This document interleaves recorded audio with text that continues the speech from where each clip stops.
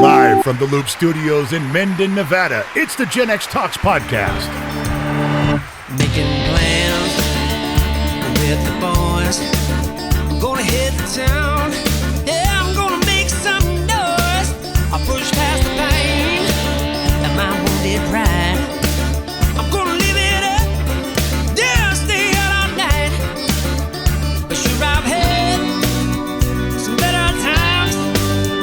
And I can't count all the tears I can write. And maybe down my last night.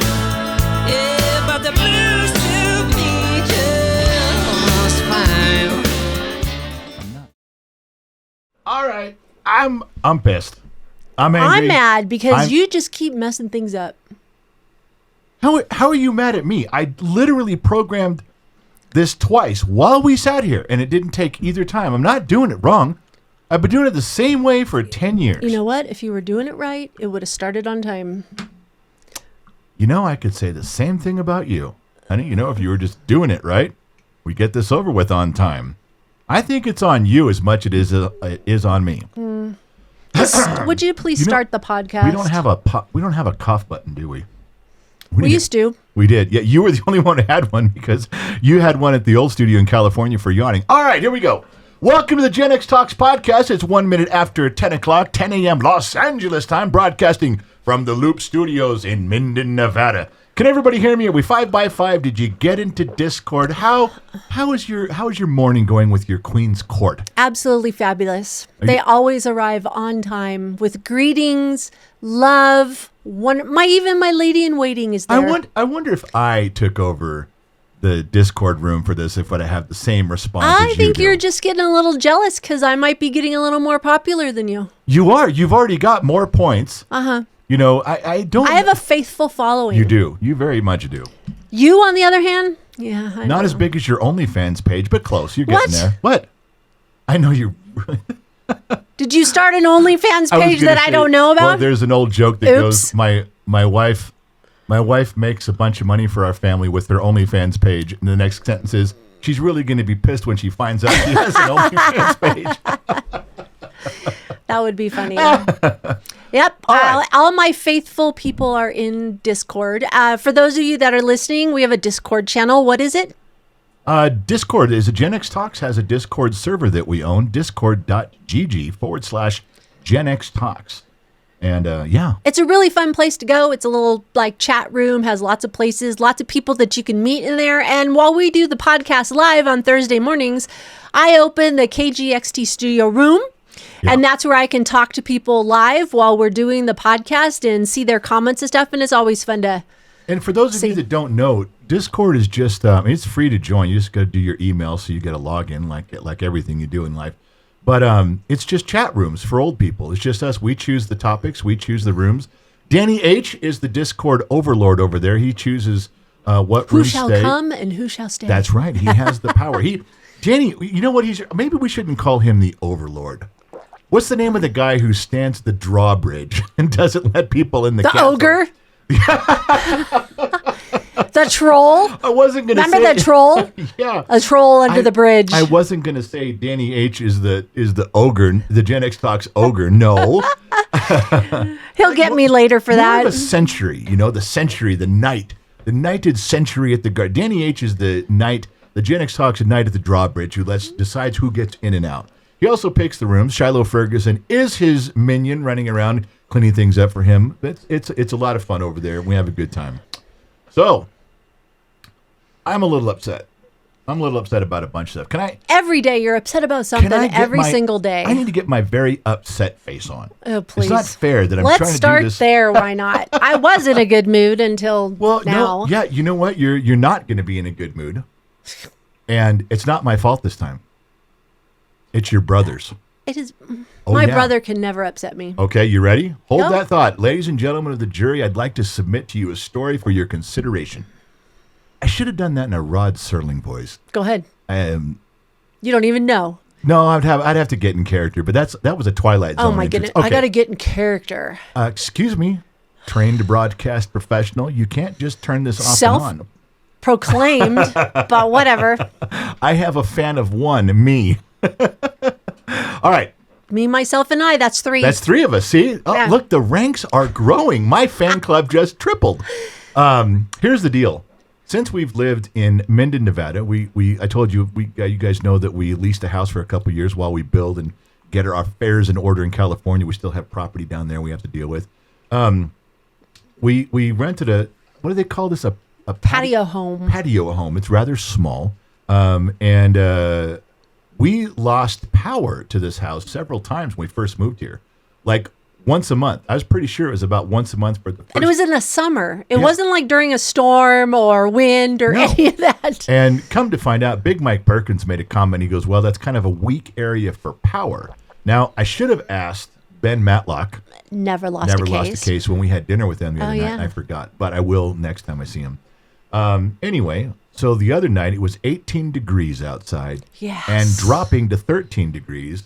And right about 8 o'clock at night, the power went out. I mean, this half of the town was all blacked out. Now, that's not something you play around with. You don't fuck around at 13 degrees and say, well, I'll just sit here in the house and be fine. Immediately, my instincts are kicking in like, okay, I got to shut all the doors of the house, bring us all into the middle, bundle up, get the dogs in here, try to find a heat source and get us going. And if I can't, I need to have a play. And then we had a text come that it was going to be off for like 3 or 4 hours. right. You have We to say weren't that. getting- We had yeah. to plan for 4 hours. We weren't getting it back. They said, well, and you know how those estimates go. They could be wrong. They Right. said, we're trying to have it on by 11:30 or midnight, and, that's what we're shooting for. Well, what if it's 2 or 3 in the morning? So the first thing I did before I started plotting out my course of action as the dad around here, I did move everybody into the room, get us all bundled up, which you, me, Briggs, and 2 dogs, and there's only so much you can do with that. And I texted the Sun Valley Fox. Yes, you did. And I said, hey, man, just let you know, power went out in town here. It's going to get cold real fast. And I expected him. Well, even if I don't tell you guys what I expected, what would you guys say? What would you guys as strangers say? What would you guys as fans and followers and viewers of the program, if you were in the area, what would you say? You'd say, well, hey, is there anything I can do to help? Do you want to come over? Sun Valley Fox writes me back and says this, and I'm quoting here. Our power's on here. We're doing okay. Let me know how that turns out. That was it. He didn't say, come over.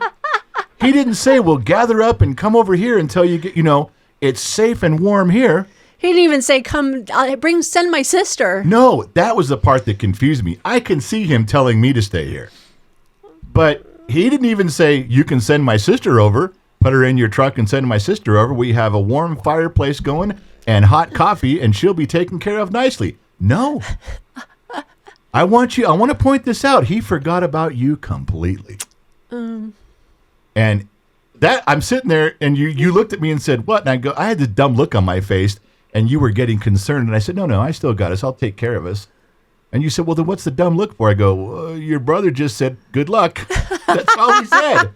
Now, about an hour or 2 went by. Temperature's really dropping. And I texted your brother again and said, look, with your permission, because I always ask permission from him. Right. I said, with your permission, I'd like to send your sister, reminding him of his family obligation and his favorite nephew. I might send them over there.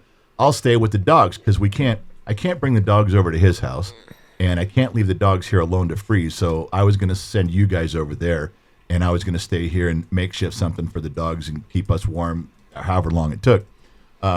Luckily, the power did come back on about 11:30, and I will tell you what, for this little tiny patio house, it is incredibly well insulated. Now, I mean, our house in California, and I think that's because maybe in our house in California we had big vaulted ceilings. Yeah, and it was an open floor plan too. It would have been really tough to keep those areas warm, but here, I'm telling you, it did not drop a whole lot of temperature.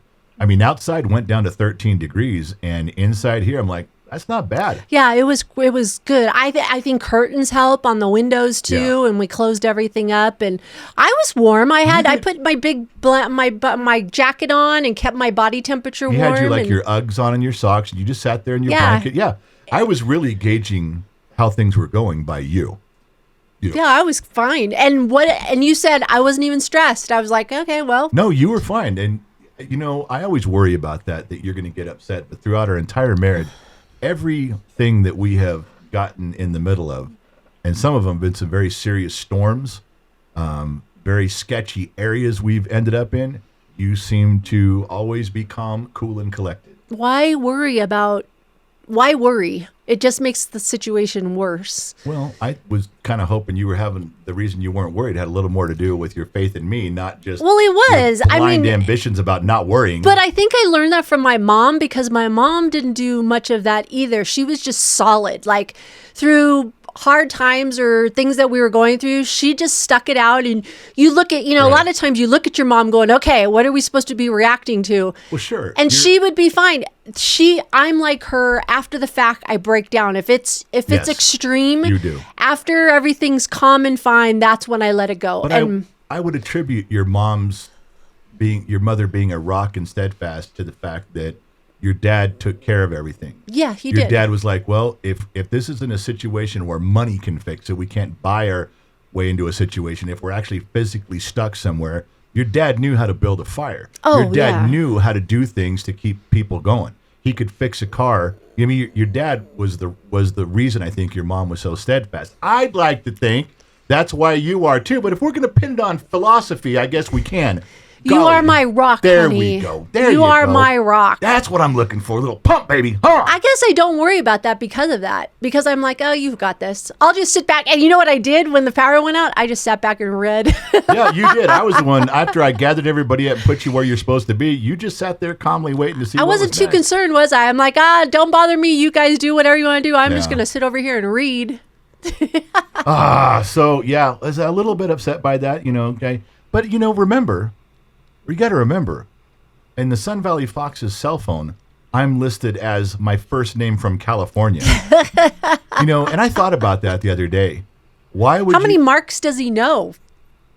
Well, I was thinking, I think the reason he put my name from California was because of all the men you've been married to and dated. I'm just the next guy from California. Oh, my goodness. I just think there was like 7 or 8 guys from California. Now I'm the next guy from California. Because there's nothing special about me in his phone. Now I know there's nothing special about me in his life. He didn't care if I froze to death. He really didn't. I kind of think he looked at it like, I'm not worried about my sister. That's your job, not mine. Oh my gosh. I have to tell you, this was the first time we've lost power that long in this house. But Yeah. in the old house, I knew exactly where our lanterns were, my candles, Yes. and my oh my gosh, I can't even think. Your kid not my candle? lighter. My lighters. Well, we had, But I was pretty quick with the flashlights. I had all my flashlights charged up. yeah, what I was going to say is, so I'm thinking, okay, we moved. I have these really cool lanterns Yes, that I you got do. Yeah. that are really bright. And I had one upstairs at the old house and Yep. one downstairs. Knew exactly where they were. I'm sitting here in this house going, where'd I put them? What box? What closet? What closet? Because I knew exactly where they were. It took me a while, but I did find one. I don't know where the other I know, one but is. it lit up the whole area we were in. Yeah, That was it's very amazing. powerful, and it lasted the whole time. Yeah, it was really you did a good. good job But with after that. I found it, I was like, ding, there we go. Yeah. So anyway, that was I wanted to get that off my chest. It kind of hurt me. You cut me, Shrek. Oh my You cut me deep. goodness, I'm whatever. just saying. So hey, we stopped by Dorinda's Chocolates the other day. I'm gonna get these things out of order a little bit in my memory, but we went in there and Amber. If you guys haven't listened to the interview with Amber and Dustin from Dorinda's Chocolates, you need to. That was such what you think was going to be a regular humdrum local interview, local business owner, turned out to be a fun interview. Two Bear was the first one to write me and go, that was good. He wouldn't lie. He would tell me like that was mediocre, that was okay. For a local interview, he texted me. He goes, man, that was pretty solid. I haven't heard it yet. I've got to sit down And and, it was listen to really it. good. And we went back over there. And Amber went to their headquarters where they manufacture stuff, and she let What me I in. say, but what I say to you, I go, we're not supposed to be here. And I I- said to you, I go, Yeah. they don't open the doors to the public No. here. You have to have an appointment to go to the Yes. chocolate factory. I'm like, what are you doing? And you remember the cocky look? I said, well, after the Yeah. interview, I have an open invitation. Yeah. And yes, I did. As soon as we got in there, that girl met us at the door like, what do you want? Yeah, that's what she said. The Stay one girl. here. So I did. And then, Amber comes back. She's like, oh, my gosh, hi, you guys. And so they're making Gen X Talks custom box of candies for us, or chocolates. I'm sorry, chocolates from their chocolatiers. I don't know if that's going to be available to purchase or if those are going to be things that we give away. Like promotional stuff. But they're making them for us nonetheless. She was so nice about that. However, listen to me, you guys. When I tell you this is some of the best chocolate on the planet, I'm not kidding. If you listen to the interview on how this guy was trained on European chocolates in New York City for almost a year, and then he came out here to make chocolates, it shows. It's so good. It shows. And they have national awards every year they win because of how good it is. So listen, Dorinda's Chocolates with an S, DorindasChocolates.com. Go there, order a couple things. We don't get any money for this, okay? But they do give you guys a big discount, 25% off. If just use the promo code GenXTalks. Again, we're not getting paid. We don't get a slice. There's no affiliate link. We don't get pennies on the dollar. I'm just trying to turn you guys onto something that is badass. Here's the queen to the queen's court. You know what? Valentine's Day is just around the corner. Use that 25% off to buy your personal queen something for Valentine's Day. Why did your voice get sexy low? You realize how close you got to the microphone? You settled right in. I have a voice too, so I want my court to buy their queen. You are their personal queen. Their personal queen. Not you. No, not me. It sounded like you said you. I said their own personal queen. I'm just saying, it sounded like you were petitioning for some chocolates. You can go in anytime between now and Valentine's Day. They have Valentine's Day special chocolates, but I definitely like the salted caramel. I'm just saying. They have some strawberry, chocolate-covered strawberries that are limited. Yeah. They have a limited supply because they're very picky about the strawberries where they get them. So if you want them, if you're thinking about that, do it now. Right now, you know what's happening at the Foxhole Studios? What? Sun Valley Fox and St. Donna are listening to this live, and we're talking about chocolate-covered strawberries and for your Valentine, for your queen. Sun Valley Fox, your brother just looked across the room and said, "You don't like strawberries, do you?" I didn't think so. Go out to the garden and get them. Get some, dip them in some chocolate. There you go. Happy Valentine's Day. That's funny. Anyway, I want to tell you the expression, and you listen to the interview. Dustin, who was having such a good time in the interview, he goes, let's give him 25% off. And Amber went, what? Because Amber's in charge of marketing. She goes, 25? How about 10% off? He goes, nope, 25. That's huge, you guys. That almost covers your shipping. And remember, the shipping's a lot on these because they got to keep them cold and ship them quick. So the shipping is a couple bucks. Because they don't have preservatives in it. It's all natural. Yes. And every single piece is handmade. I've seen it. I go in there. I go in the chocolate factory. I'm in awe all the time. Remember, I told you, I go, I'll work here. Yeah. I'll do that. You'd be 300 pounds. You would. I was just, it's pretty amazing when you walk in there and see, and it's a small crew. It's not like a huge factory. I'm talking like a little warehouse, and there's like maybe 15 people working organized, there. Yeah, it's amazing. It was so funny. She goes, I'd work here. We're standing in their warehouse, in their office, their headquarters, and she says, I'd work here. And I go, you'd be 300 pounds. And you pointed to some guy and goes, he's not 300 pounds, he's skinny. And the guy goes, I just started. Yes, he did.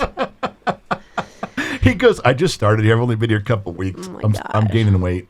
Last weekend, you spent most of the weekend fixing Briggs' truck. Did you get it? You got it fixed, right? I did. He dropped the U-joint, damaged his driveline because that thing, as most guys know, when a U-joint starts to go out, they make noise for weeks and weeks and weeks. What year and model is his truck? He has a custom numbered 2005 Dodge Daytona, burnt orange. So it's 21 years old. Yeah, it's time. It was time to do it. You could do the U-joints, but that thing, I showed him, I go, Briggs, this thing had to have been making a ton of noise.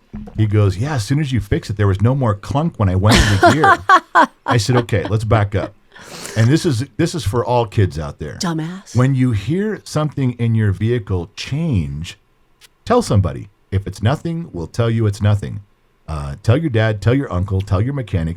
But you know what Briggs does? He goes, the first time he put it in reverse and it went clunk, he says, yeah, made a really weird clunk when I started putting it in park or reverse and drive about 3 weeks ago. But the truck kept going just fine, so I didn't care. Good God.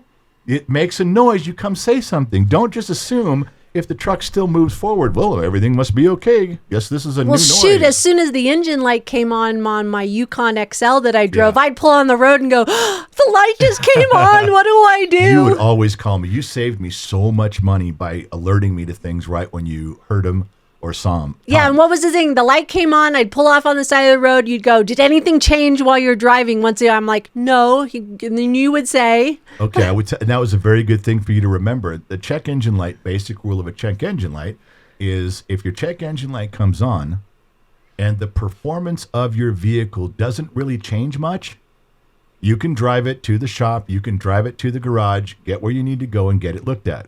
Now, your check engine light comes on and your engine's sputtering and coughing, and pull over.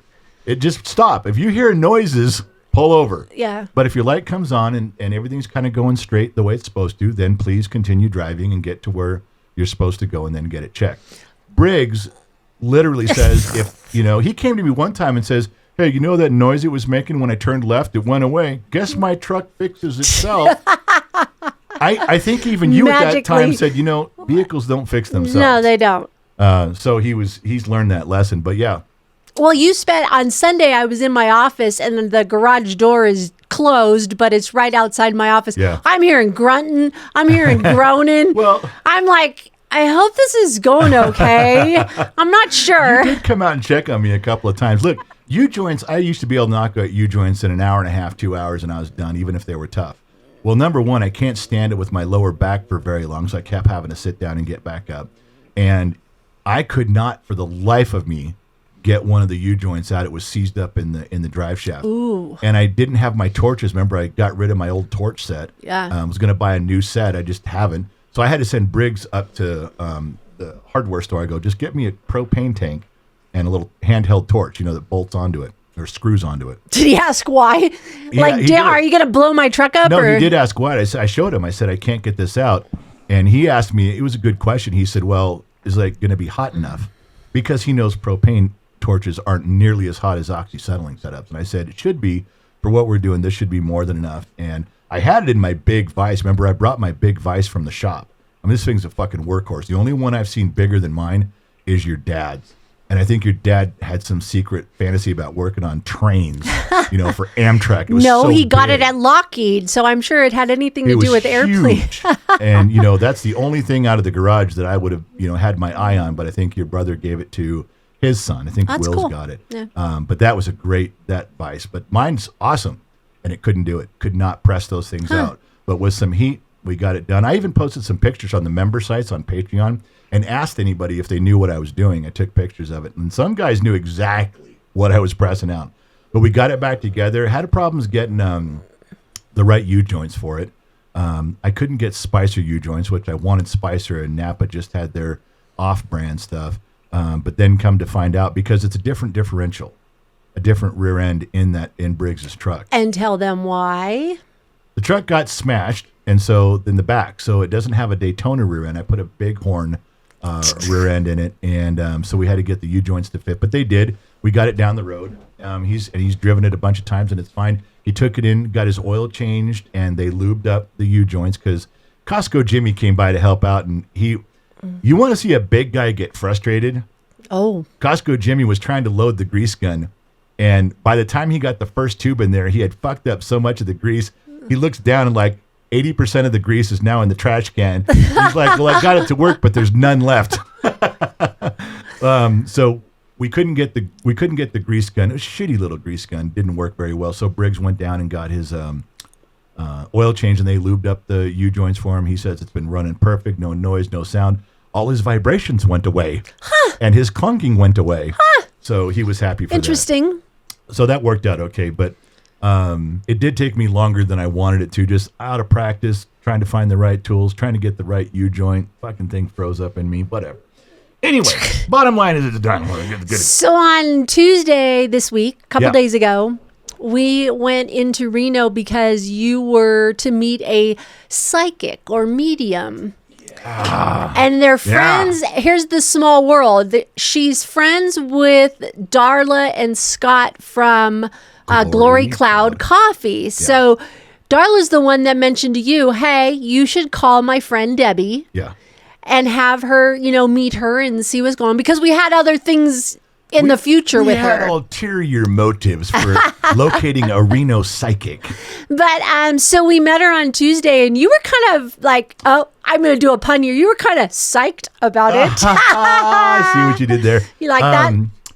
Actually, Christine put this together because Little Miss Hot and Nerdy, Christine Matlock, she's married to Ben Matlock, of course. Never lost a case. Never lost a case. And because she introduced us to Scott and Darla, she also introduced us to Debbie, the mystic. And Now it's a mystic. We went from medium to psychic to mystic. I think that's better. She reminded me a lot of our very own Mary Mathis. Like, she smiles and she laughed and she giggled a lot like Mary. It was very comfortable feeling. But I never had my palm read. I've never had tarot cards, or what did she call them? They weren't tarot cards. No, she called them something Oracle. else. Oracle cards. That's right. And she doesn't like tarot cards. no, says. she had a whole big story on that. I'm like, far out, whatever. I don't understand it all. And the first thing she wanted to know was, do I believe in what she does? Don't they all ask that? I don't know. I've never had one done before, but I sized up the question in an instant.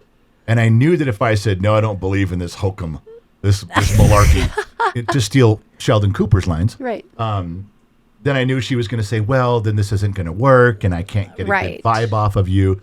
So I said, I want to understand this. I want to believe it. I want you to convince me that it's real, which was true. Yeah, open-minded. I would very much have liked her to pulled something out and me gone, holy shit, how did you know that?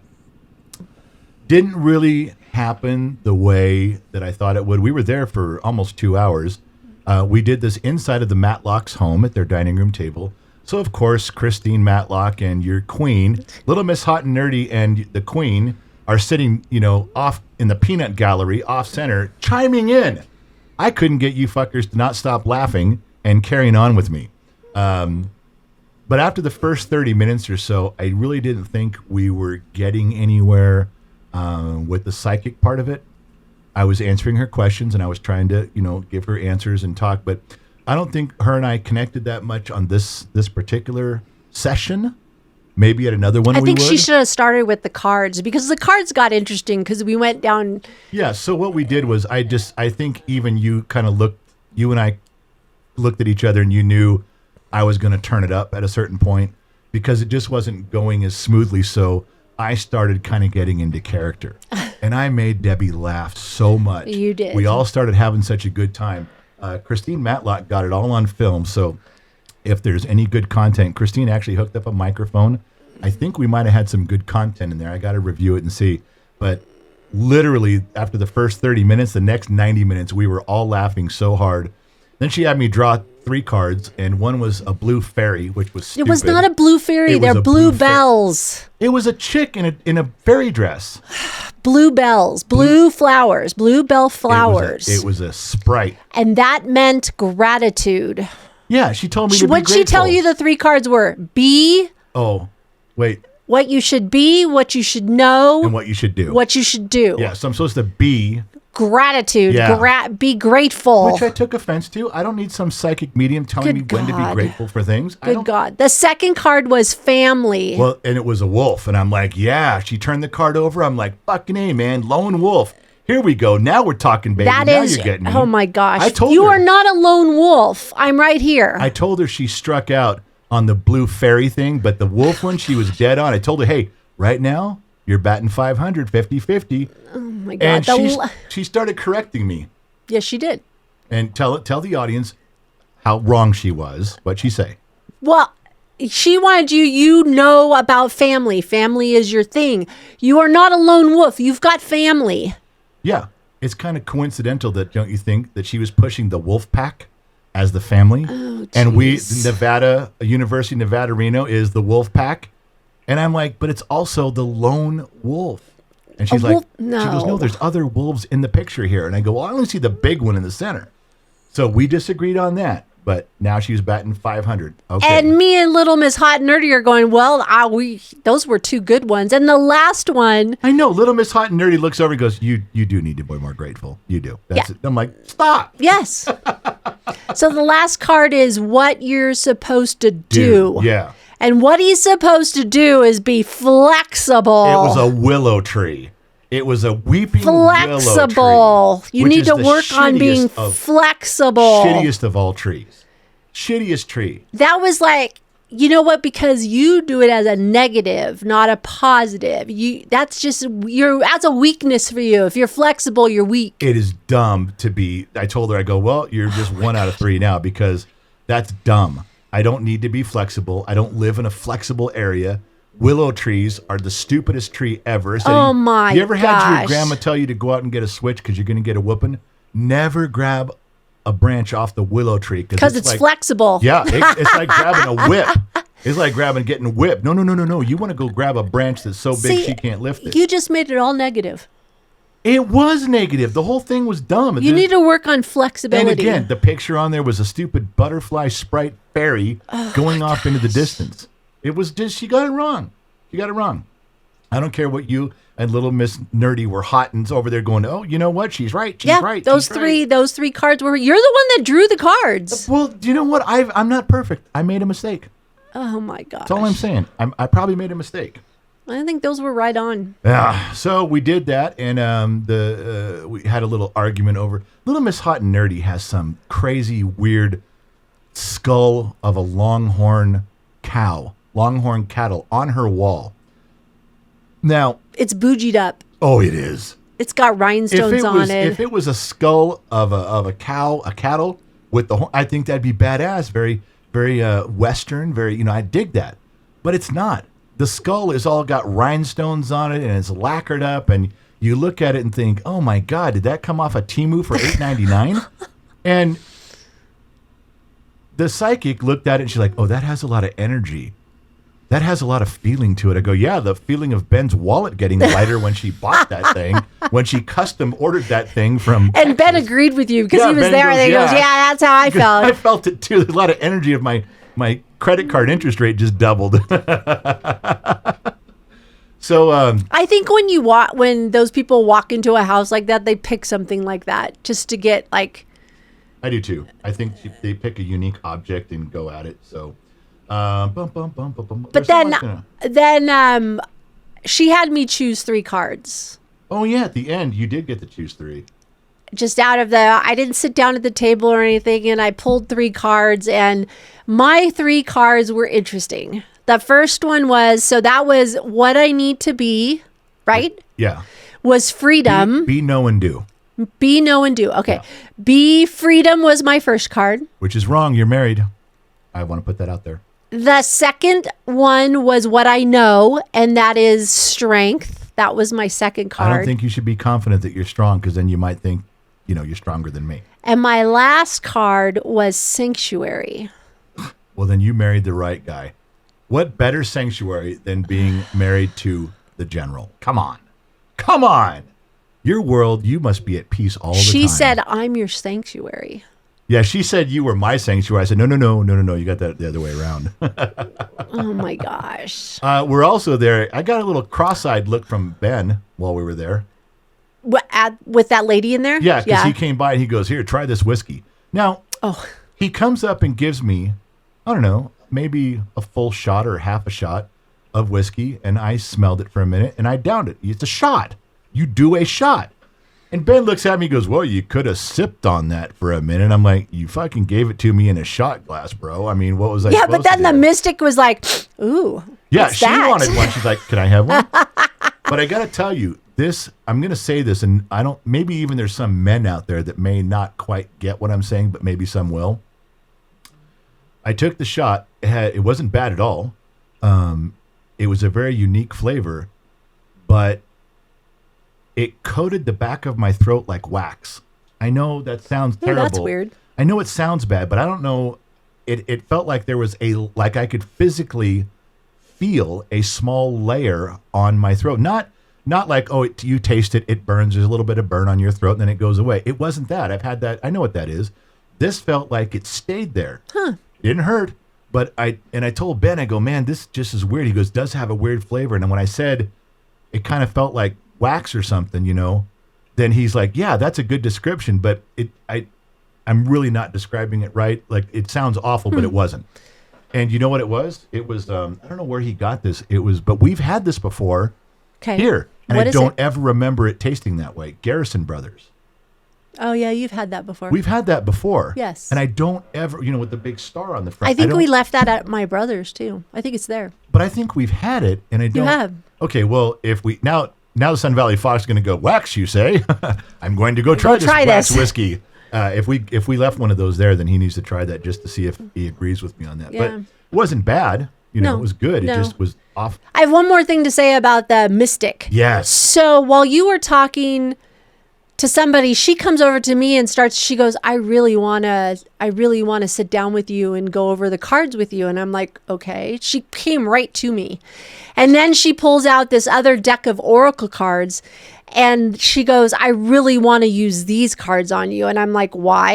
And she says, well, I don't usually pull these out, but you have really cool energy that I want to like look into. And I'm looking at her like, this isn't me. You're supposed to be talking to him. So the name of it was Russian Gypsy, like Oracle cards was Yeah. the name of the title that she wanted to use. And I was like, okay, but that's what I mentioned to you. I go, they're gypsy cards. I'm 100% Hungarian and Hungarians are gypsies. Yeah. So I was just kind of laughing. Well, but she brought those cards over to me, and she goes, I want you to draw one card, read it out loud, and then do it. And I go, what? They're like an action card. yeah. And I said, Oh, those were different cards. Yeah. And I said, okay, but if we're playing Uno, I'm going to double reverse you right now. And she laughed. And I pulled out a card and read it. It said, get your fucking self together and get out the door. I was like, well, that's a touch rude. Get the fuck out. Gather up your shit and get the Yeah. and it cussed. The card was cussing. I said, get the fuck out of here. It's like, wow. I almost felt like the Sun Valley Fox put that card in my hand. yeah, Get the fuck out. Yeah. So yes, we did the palm reading, and now here's the deal. The reason I said at the beginning we had an ulterior motive, and we did, and I told her about it. She's a pretty well-known psychic in Reno. I don't think we had quite the connection I was hoping for, but it was really fun to talk to her. But she has connections in Virginia City with the ghost tours and the ghosts of the old miners and things that are still trapped and haunting up there, which is a direction we'd like to go. We're working on getting some of the tours, behind the scenes tours, and we're going to try to get Shiloh Ferguson to get the hometown ghost guys out here. They got a pretty big following in the Midwest and back east. They travel with gear and equipment. There's an interview. I interviewed 2 out of the 3 of them.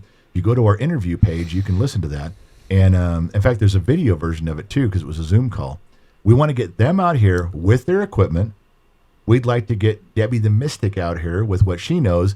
And of course, yours truly will be hosting the event with all of the comic relief that I can offer. And that should be a big event if all the pieces come together. Debbie was totally in. Yeah, the miners are going to come over to you and just slap you across the Yeah, face. and go, what are you doing, man? I'm just going to tell the ghost, look, I'm trying to free you, brothers. I'm trying to get you out of here, man. And if you could just stand over this machine that I borrowed from the Ghostbusters, I'm sure I can accommodate you. God. Anyway, so that's in the works. She was on board with, I told her the whole plan. She's on board with helping us get there. So, yeah, that was kind of cool. We did that in that order. So, you know, when we were driving to the Matlocks, 2 things on the road. One is I had made a comment on Instagram. I'm just scrolling through Instagram, and, you know, feeds come up, and sometimes you like them, you press the little heart. Once in a while, you leave a comment. One guy, 30 seconds, comes up, and this dude in a suit says, my name is Mark Lynch, and I'm running for a Senate seat against Lindsey Graham. Well, that piqued your interest. And I'm like, you're not going to beat Lindsey Graham. I mean, you know, even though he doesn't vote conservative all the time, he's doing better as of late. yes. But he's too powerful, too many friends. He's been there there years, years. decades. So there's no way. But I kind of texted and messaged him, say, hey, well, good luck with this. It's kind of an uphill battle. His campaign manager, his press manager, calls you and I on the phone and says, you know, you mentioned about interviewing the guy, because I threw it out there. I'm like, well, you always throw it out. you I know, mean, I do too. if the I'm guy- always doing it. Yeah, if the guy wants to do an interview, you know, plug his stuff, I'd be interested in listening to him. He called us and says, let's set something up. So I got his email. He wanted to listen to a couple interviews that we've done on other topics, so I sent him those. And it sounds like he was like, yeah, let's do this. We're going to pick a time and do a Zoom call with this guy. That happened on the drive over to the Matlocks, which I thought was pretty It was cool. a busy day on Tuesday. Yeah. And then I pull up next to this truck. And this is like an old Suburban. When I tell you guys it's a panel wagon Suburban of yesteryear, that just means picture a Suburban with no windows in the back. It's kind of paneled all the way around. Guys, you already know what I'm talking about. The name of the company was Gravity Solar. Yeah, you wanted me to see it. I couldn't see because of the sun, but Yeah, Gravity Solar. Man, my brain got stuck on what that means. Gravity Solar. Now, why would you? you spent like the next 15 minutes in the car thinking about it. Because I couldn't get my mind around. I'm still having trouble. I want to go find that guy and go, that was great advertising. Well, was it? Because maybe this dude really doesn't know shit about sunlight. Because I don't know that gravity has a lot to do with sunlight. I don't know that gravity has a lot to do with solar panels, other than gravity holds the solar panels to your roof. Well, that and some bolts, I guess.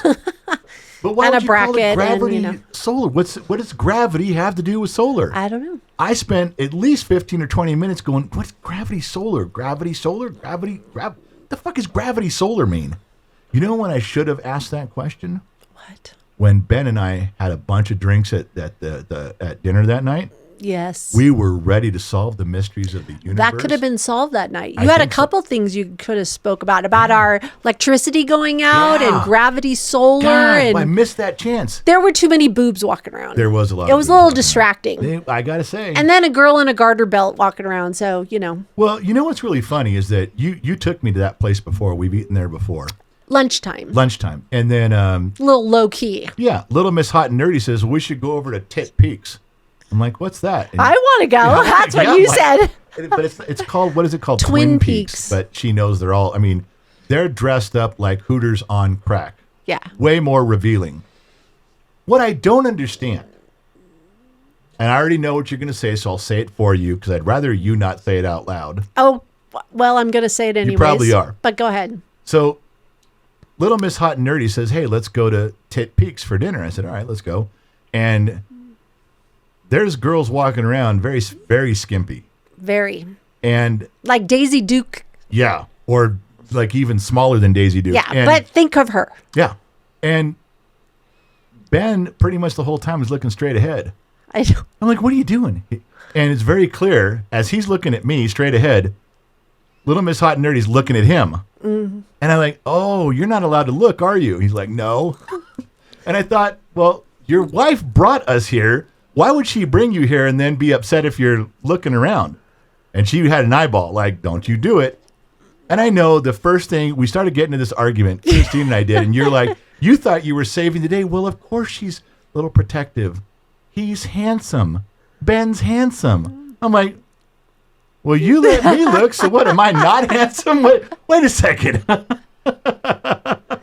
Hey, I don't care where you get your motor running. Yeah. As long Just as I park in the right garage. There you go.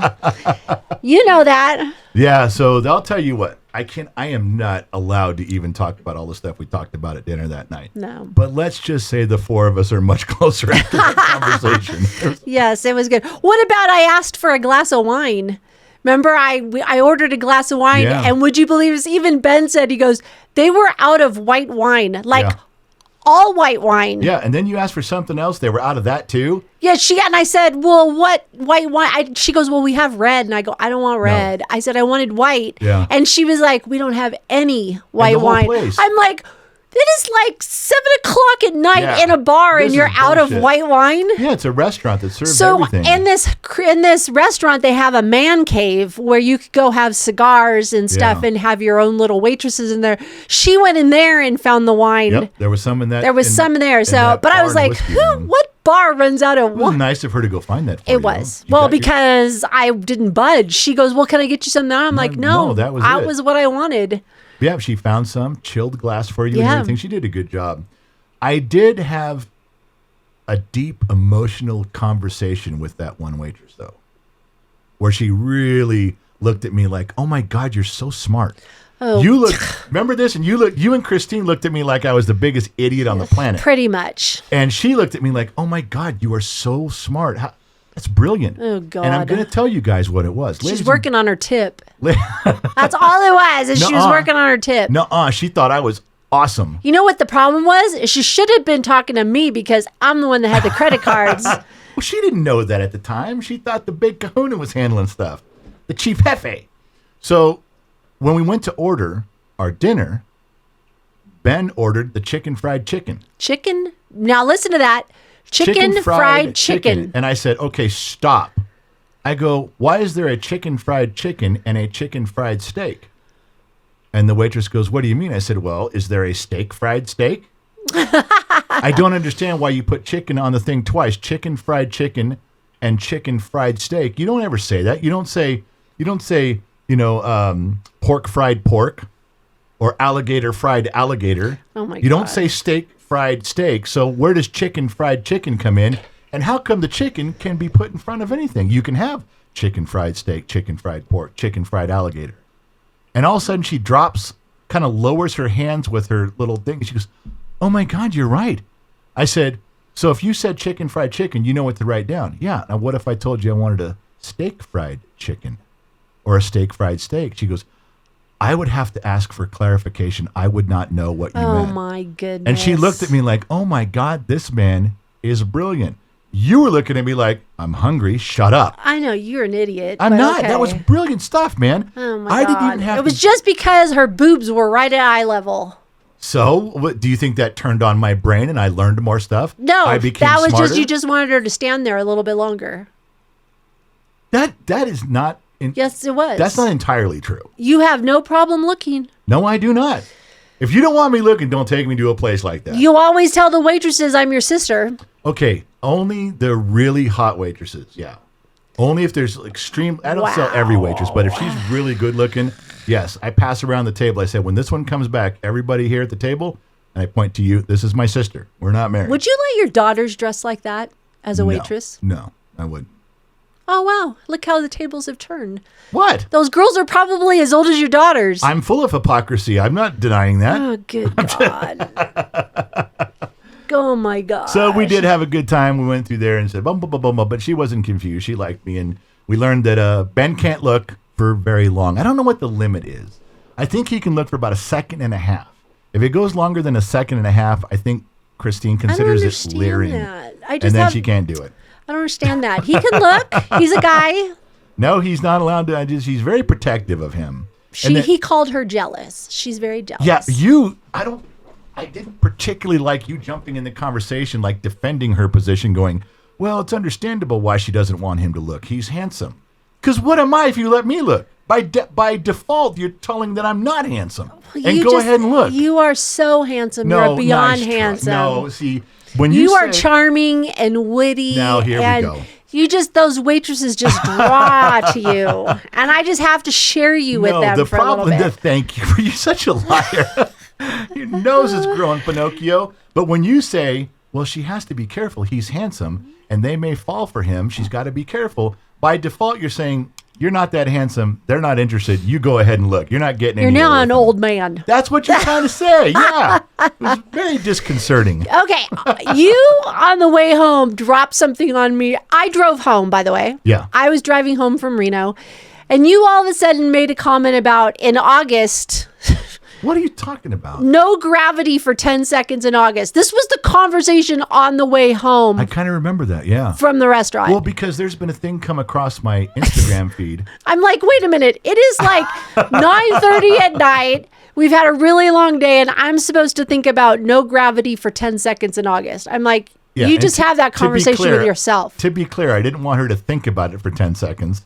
I wanted her to think about no gravity for 10 seconds. That's the thing that's been passed around. It was on Instagram. I was scrolling through, and it came up again. Because everything on Instagram's true. Well, duh. It's on the internet. Okay, It's got to yeah. be true. All right. So it did say, and I looked into it a little bit before, there was a leaked memo or a leaked email from NASA, and it talked about this coming August, there will be a disruption in the Earth's gravity for about 10 seconds. But it doesn't say why, and there's no official reporting of it at NASA. This was a leaked thing. Well, luckily for you, you're married to a gifted and talented and trained broadcast professional who has a dumb mechanic in the middle of the desert background, which means my generational brain uses common sense. Now, why on earth would we lose gravity? What's the only way that's possible? There has to be a gravity well nearby.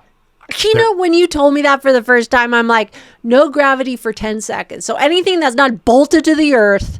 We're getting to that. We're getting to that.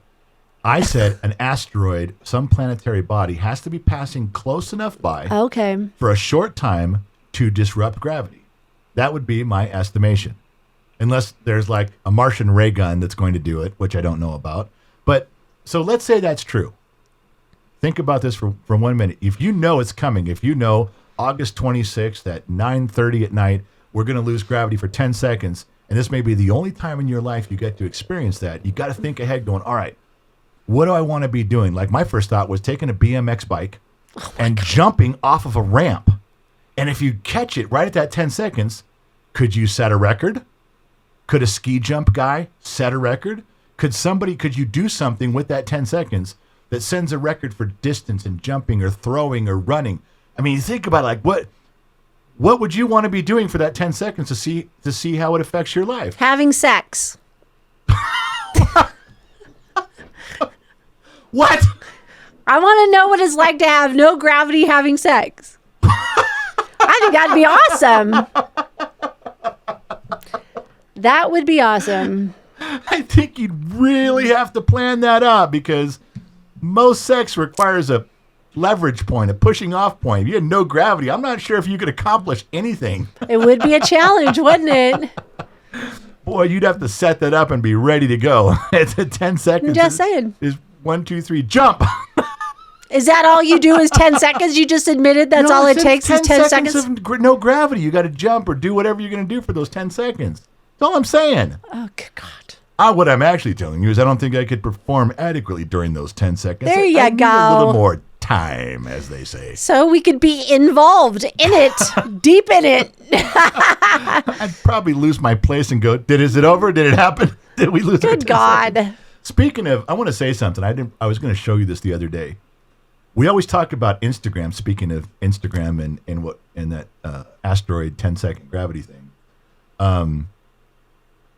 we always get mad at Instagram because they're showing Oh, yeah. I know where you're going. they're showing boobs, and they show cooters now. And they don't. Cooters? Yeah, little coot down below coot. What do you want me to call it? I'm not going to say a bad word. Hoo-has. Hoo-has. And I can't believe that. they show it now all the time. Nobody gets taken down. Doesn't go against their community guidelines. That they flag us for saying stuff or thinking things, and then these guys are violating that stuff. Can you check and see if we have music on if we got interrupted in our podcast real quick? Its music is cutting in and out, overriding the podcast, supposedly. It says we're still going. It Okay. says we're still Well, streaming. staff is reporting in and people. Well, just- okay. It's the stream time now is like at 35 seconds. So for some reason, it did disconnect and reconnect. Okay. Well, I don't know how long we were off. I It wasn't just says really- it's cutting in and out. Well, right now it's just. I'll try it again. Okay, stand by, radio station listeners. Okay, we should be back. See if everybody's back. I disconnected it and reconnected the butt. Just takes a second. So we'll say check your Queen's Court in your studio and see if it's 5x5, They're checking in. just to make sure. They are all good. Okay, so we always get upset that everybody can violate Instagram's terms of conduct and terms of service with women's nudity.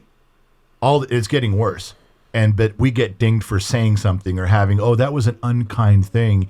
You called the kid retarded, Or you it's said even something. a meme that Yeah. is so funny, but And everyone else is posting it, but when we do, we get in trouble. yeah, You're not going to believe what came across the feed the other day. I couldn't even imagine. Full blown sex, like two No. full blown naked people, leg down out of the way, watching full penetration sex. On just scrolling through, and it says, "So would you like to do or be part of?" And I looked to see. The first thing I looked for is to see, okay, maybe there's no likes, there's no comments, maybe it's brand new. Maybe Instagram just hasn't caught this yet. Okay. Because sometimes you see something and you're like, wow, and you look and you're maybe one of the first few people to see it. It's going to get Like they flagged. got it before the algorithm Yeah, like got I it. just Okay, happened okay. to see it before. So I looked at this. This is full-blown 100%, no mistaking it. You can see everything sex. And it had like 1,000 likes Whoa. And it had, 300 comments. I'm like, this has been up for a while. How could this not be flagged?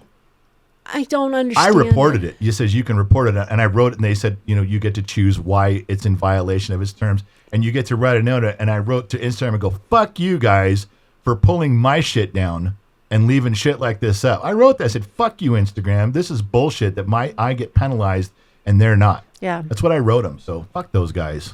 That bothers me so much that it's getting more and more laid back. Why and is it like letting that? If you want that, shouldn't that be in a whole different part of the internet? Yes. Shouldn't Instagram just be Instagram stuff? Why mix those? I don't understand it.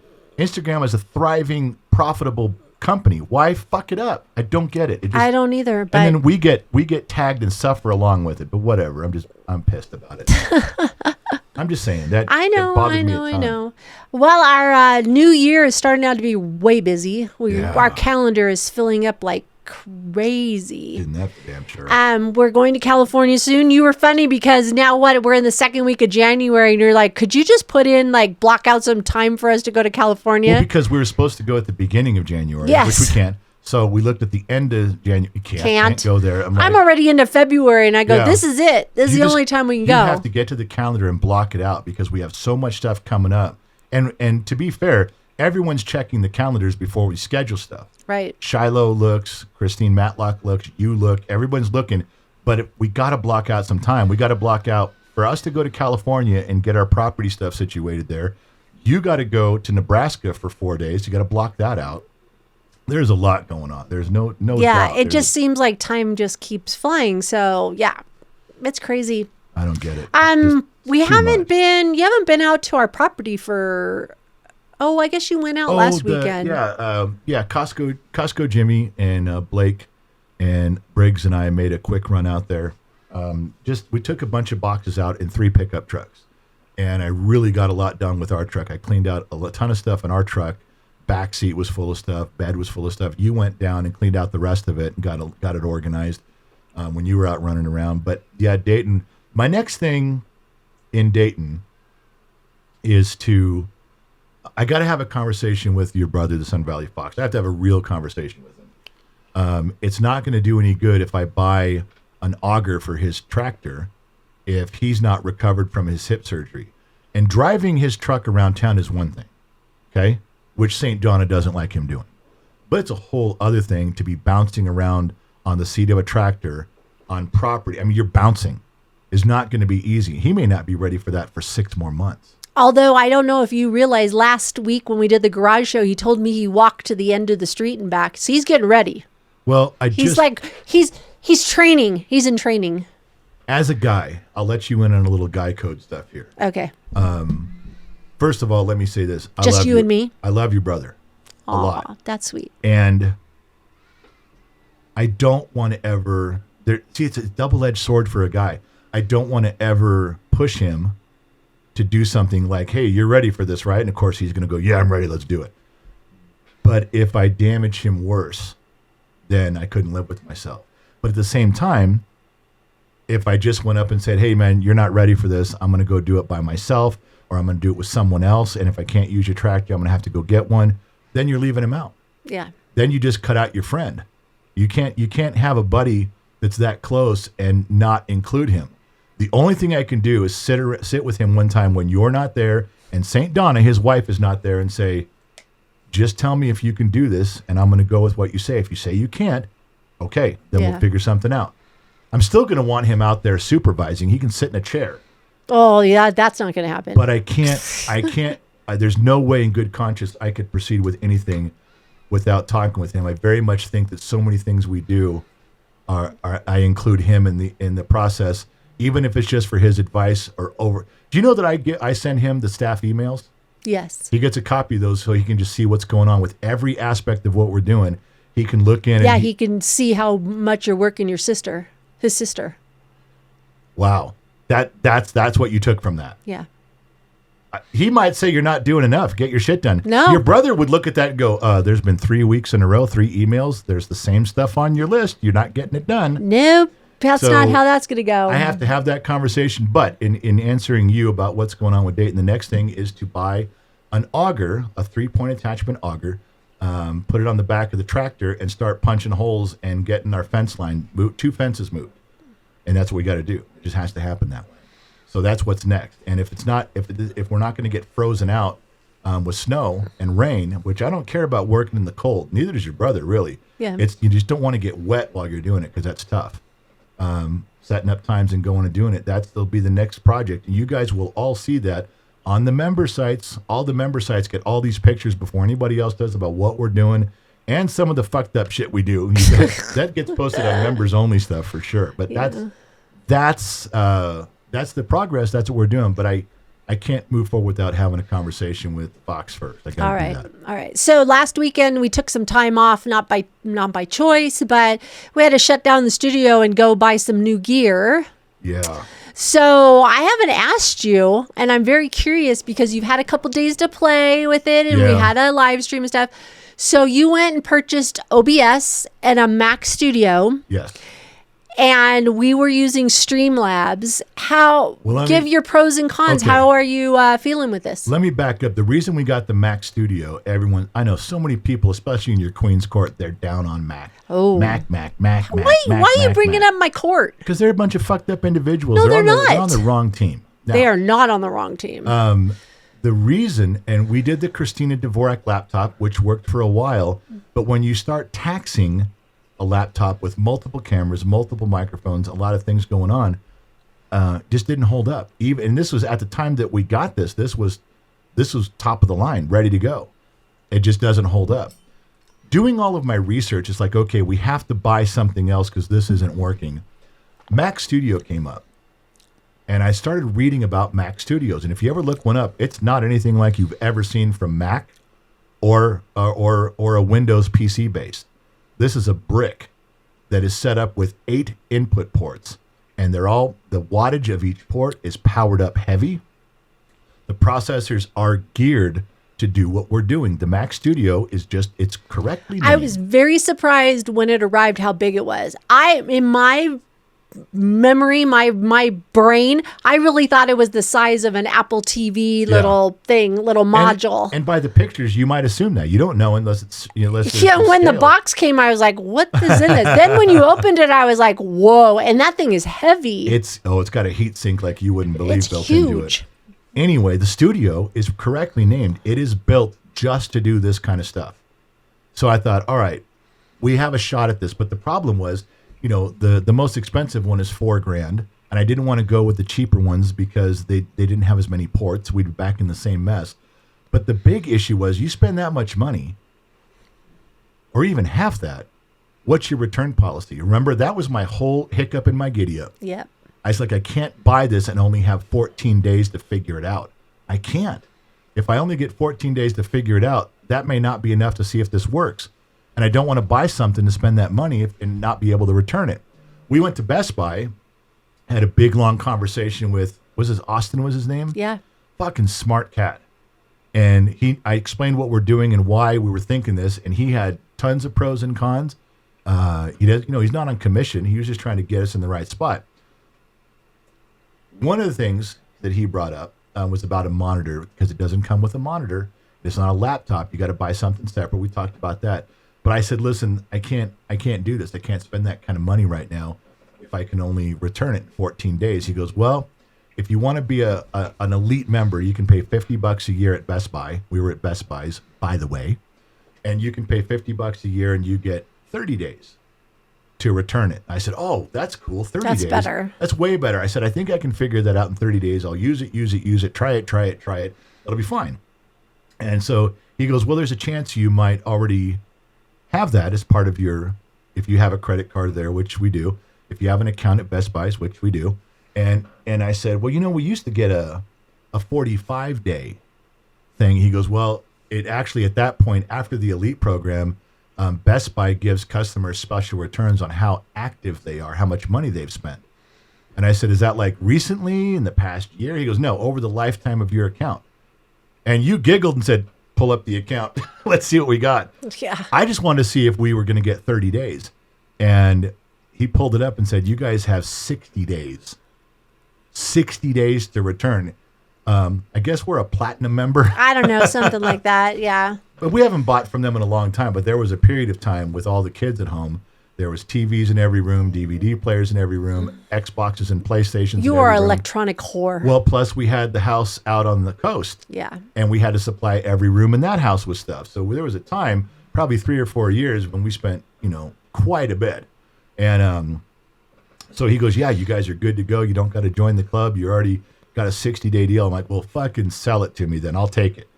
And everything is so much easier to use on this than on a PC. And I think the only example I can give you is when you have something in Telegram that you want to save, on a Mac, you just drag it off to the side and it saves it. On a PC, you only can right-click, tell it where to save it, and then go looking for it. That is the only way you can do it, and I hate it. It's so time-consuming with the amount of work that I do. That's one. So the hardware seems to be working exceptionally for us.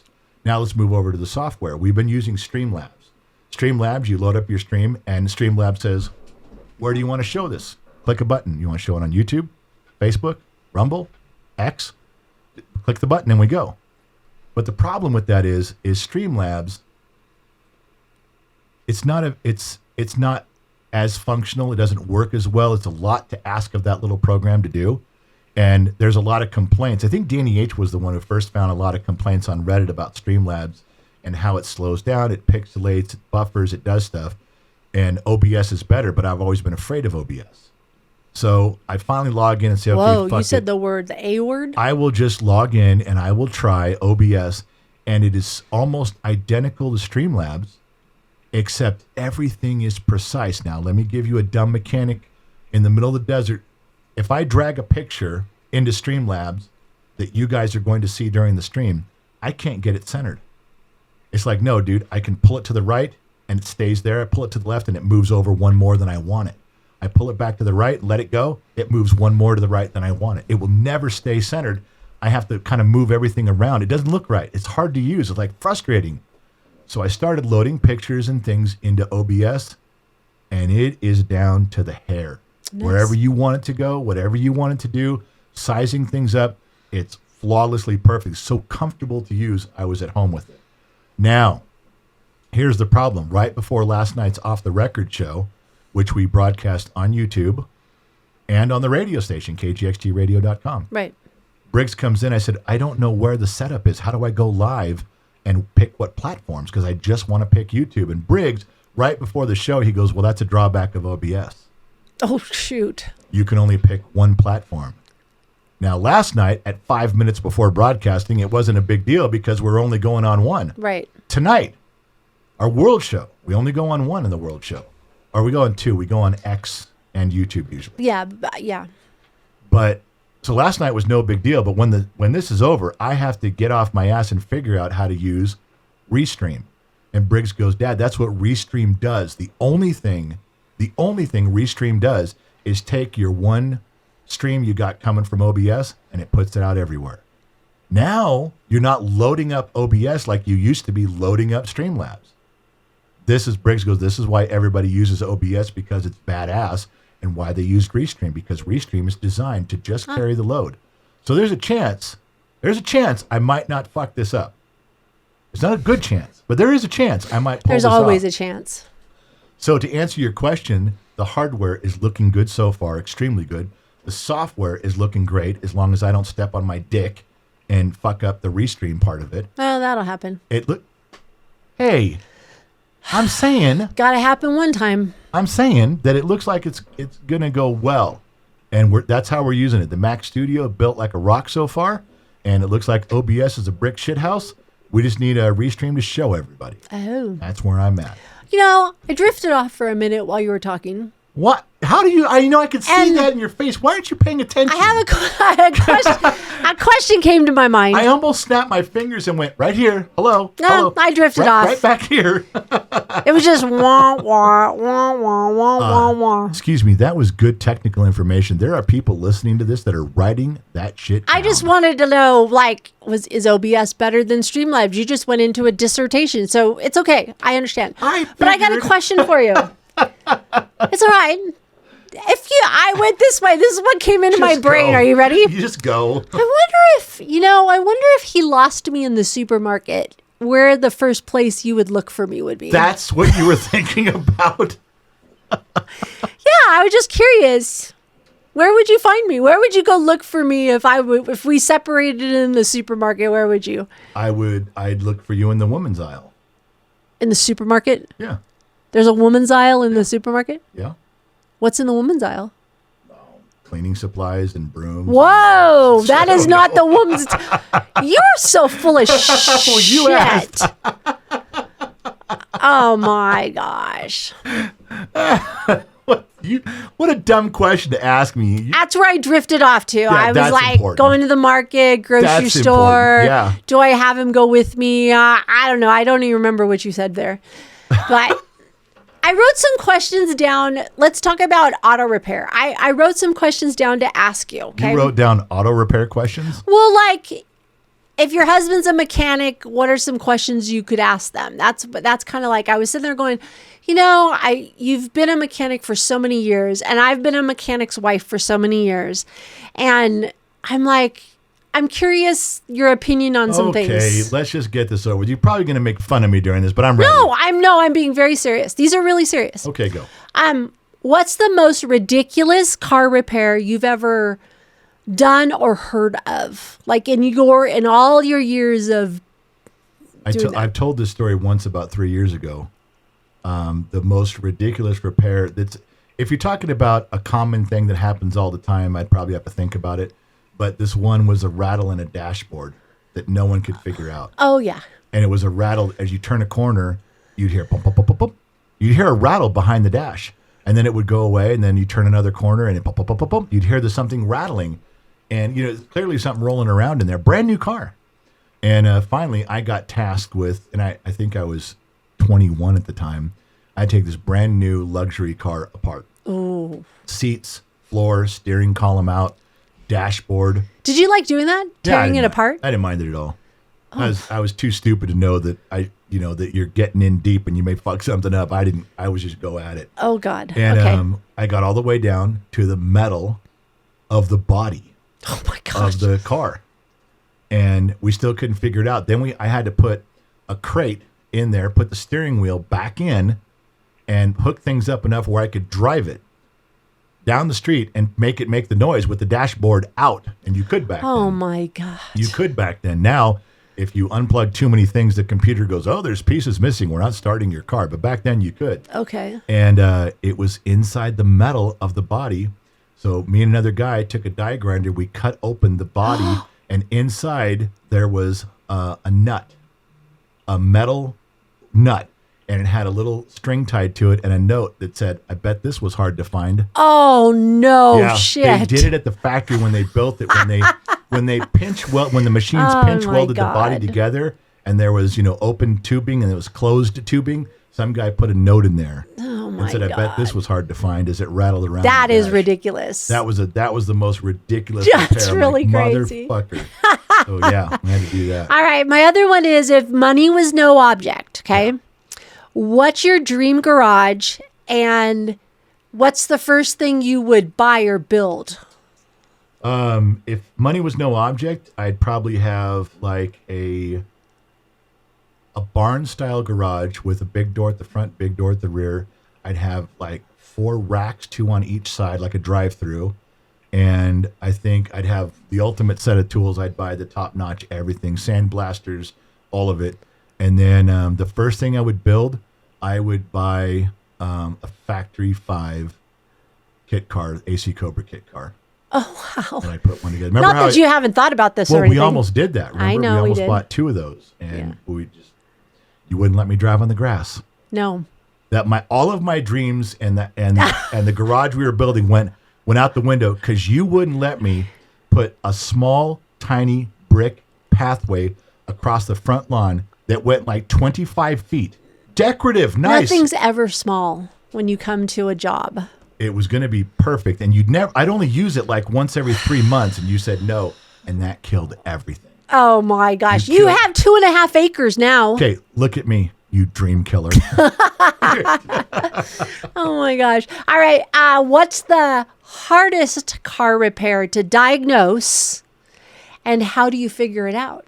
For me, BMWs and Audis are just junk, and Land Rovers, and they have so many. I'm not sure now because I've been out of the game for 7 years or so, but there was a decade where these cars had so many plastic vacuum lines and rubber lines all over the engine. And What these tubes, for? It's many reasons. Okay. And they would always go bad if you put smoke into the system. You asked me how to repair it. You shut the engine off. You pump smoke into all these lines, and you'll see where the leaks are. The smoke will come out wherever there's a leak, and they always had 30 or 40 leaks. And you have to That tell many? someone, yeah, and you have to tell someone, hey, it's gonna be $2,000 to repair your plastic vacuum and rubber lines. And what if there was only one leak? Okay. And you're like, okay, I fixed your one leak, and they come back 2 weeks later, and now there's a leak from a different hose, and you fix it. And they come back 2 weeks later, and now there's a leak from a different hose because there's 30 or 40 of these things on there, especially on Audis. So you had to tell them up front, listen, this is kind of like walking up to a dam with a leak, and you plug it with your finger. And then another leak springs out of the dam. So you take your my finger gosh. and you put it in the other leak. And you block that one. Yeah. Well, sooner or later, you're going to run out of fingers because that dam is old, and that dam is going to keep leaking in different spots. That's the best way I can tell people, I can fix your vacuum leak, but all of your hoses are old. All of your lines are old. All of your gaskets are old. We're going to keep chasing this around. Now, maybe we'll get lucky and you won't be back for 3 months, but you may be back tomorrow. So if you're okay with keep coming back, then we'll do these one at a time. But if you're not okay, then let's just do them all at once. It's a couple grand, sorry, and we'll get it done. But that's the way you have to present it. Otherwise, people say, you just fixed the leak and now there's another leak. Yeah, all your hoses are the same age, the same miles, the same amount of summers and winters. They're all ready to go. So that's your hardest repair. I hated that because it was hard to find the individual leaks. It was hard to chase them down, and sometimes more leaks would happen while you're fixing it. Oh my Because gosh. well, think about this: if let's say, I'll use a cooling system as an example.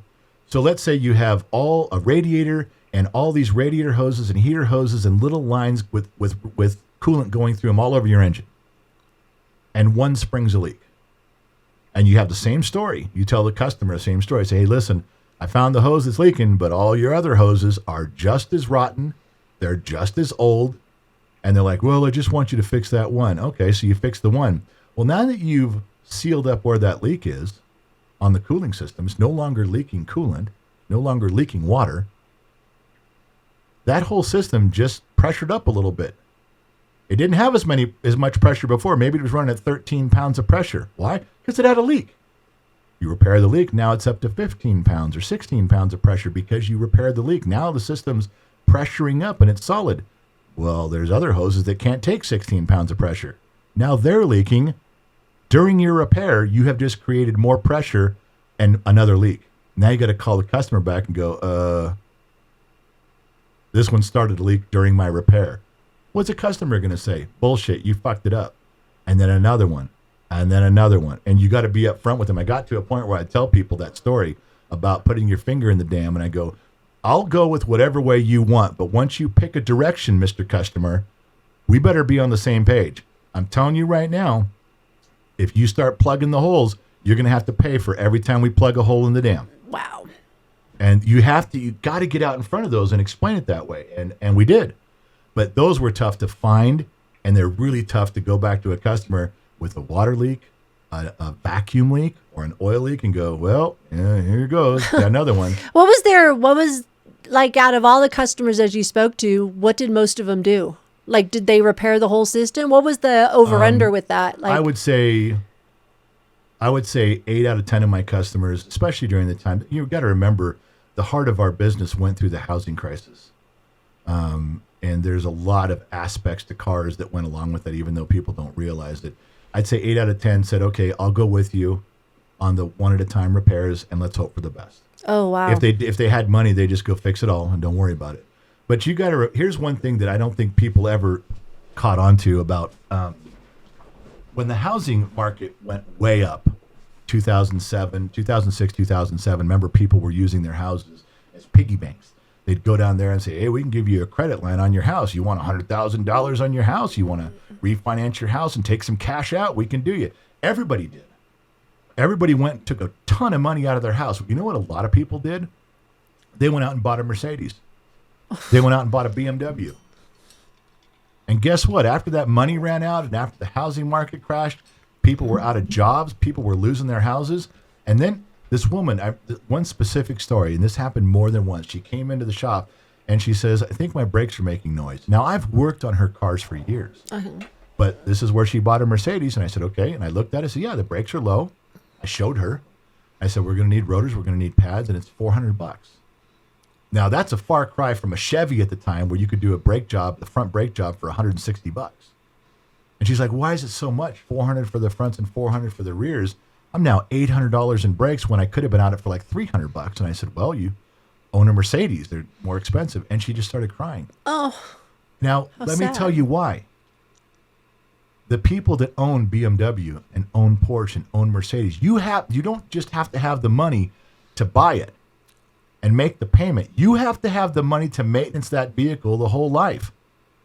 And there was so many people that came into my shop that had no business owning one of those cars. Oh my gosh. They did not make enough money for the upkeep.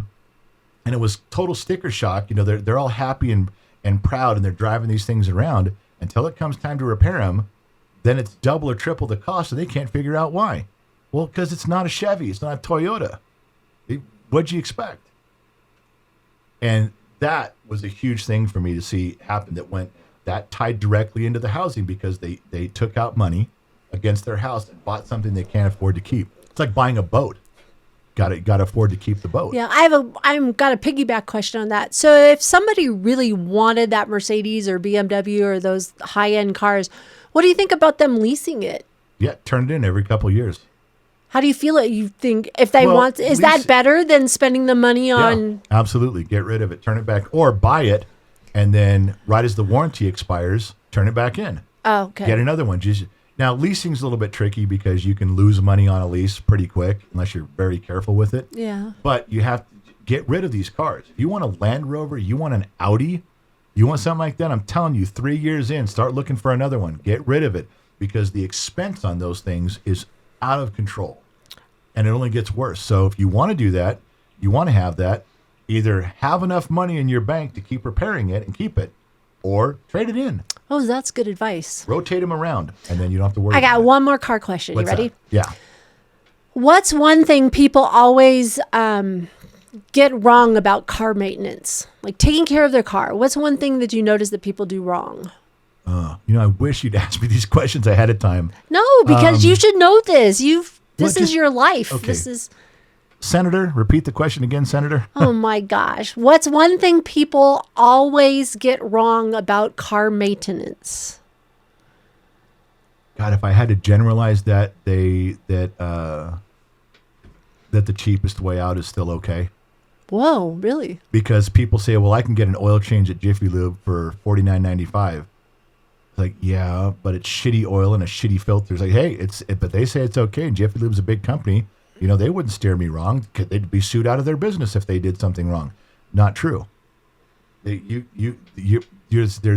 people that give tune-ups. There's mobile mechanics that go, I'll tune up your car for $100. And they will. They'll put spark plugs in it. But there's so many other things that go into the job. I promise you the cheapest way out on repairs and maintenance is never good for you or your car. I promise you. And I'm not saying you got to go to the dealership for everything. I love the guys at the dealership down here in Carson at Michael Hull, Chevrolet and GMC. I love those guys. But I need my brakes done. And I can't really do it in our driveway here, even though I know how. So I'm going to have to take it someplace. And I told them, I said, it can't come here. You guys are fucking insane for how much money it is. Not saying you have to pay the top dollar, top price of the dealership. But I promise you, if you go to the lowest price you can find, eventually that's going to catch up with you and it's going to cost you more in the long run. A shit ton more. Piggybacking on the brake situation, you said you didn't want to go to the dealership, but Yeah. would you, now when you go in to have something done like that, your brakes, can you ask them what type of brake pads they're going to get? Does that make a difference? The brand? Tons. Yeah, because you can even go into a reputable auto repair shop and they can say, well, our brake jobs are, $250. You're like, okay. But then they some places buy the cheapest ceramic pads that they can find, the cheapest rotors they can find from Pep Boys. And I want to go to a place where I'm like, look, I want to bring you in the pads I want with some cross-drilled rotors where you just put the brakes on and charge me labor. That's what I'd like, because I like to pick my own gear. Will companies do that? Not many anymore. I used to. People would come in all the time. There was a story that sticks out with me. Was a guy came in and he's like, he's a dad. He's working. He's got 3 kids, barely making it. And he had an old Toyota. And he goes, I picked up this starter from the junkyard. I can't afford a new starter. I can't afford a rebuilt starter. And I'd like you to put it in. There isn't one guy in town where we lived in that whole town that would have done that for that guy. And I said, but if it doesn't work when I put it in, you still got to pay me. I'll work with you. Well, yeah, I'll because you do did it. the labor. And he goes, okay, I'm with you. And it worked. The starter was fine. And I had to write on the invoice, customer supplied parts, no warranty on parts. You know, and I wrote it all out and he signed it. And it worked out okay. And I did that for a few people, good customers that we've known for years. Even if I told you probably names you know, they were around so much people you knew as our friends and customers. Yeah. But no, they don't want to. Certainly, they'd never do a used part. Never. Nobody would do that ever.